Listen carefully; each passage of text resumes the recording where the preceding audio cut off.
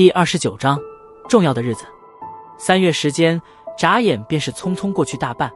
而距离萧炎的成人仪式也仅有1月距离。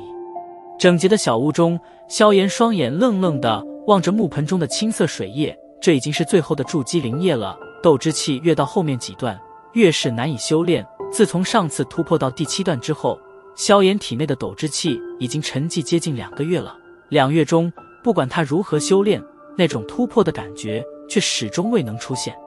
傻子一般的盯着木盆好半晌，萧炎这才无奈地摇了摇头，嘀咕道：不知道依靠这最后一滴筑基灵液能否突破到第8段斗之气。缓缓地站直有些酸麻的身子，萧炎出乎意外的没有继续修炼斗之气，反而从衣柜中取出一套得体的黑色衣衫。在举行成人仪式的前1月，所有人都需要参加一项预测，预测的作用